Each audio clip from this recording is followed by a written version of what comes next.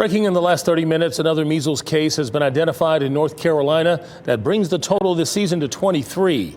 State health officials are managing a measles surge for the first time in years. Protecting and notifying the public hinges on identifying each case.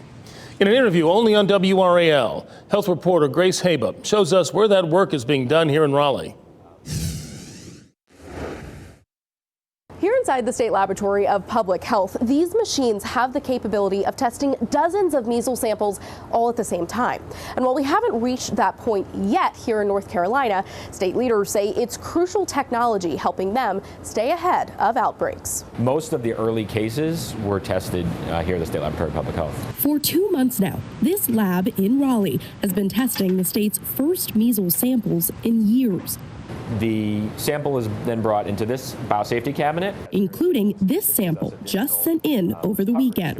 The timely need for a measles test result is really dependent upon getting to those who might have been exposed to the person. Laboratory director Dr. Scott Schoen says that's why not every measles sample winds up here. This lab is mostly reserved for high-risk cases, the ones which could impact a large number of people.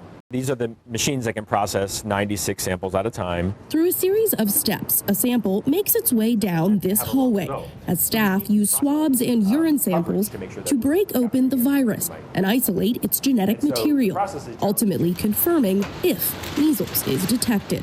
All of it playing a larger role in protecting the country's elimination status. With every case we continue to see, it puts that designation at risk. Leaders for now say measles in North Carolina has been moderate and say they are prepared to scale operations if needed. And the lesson we learned from the pandemic, and something that we've really, I think, been cognizant of monitoring, is that it is a lot easier to prepare for these during peacetime than when you're in the middle of the war against these viruses. In Raleigh, Grace Haba, WRAL News.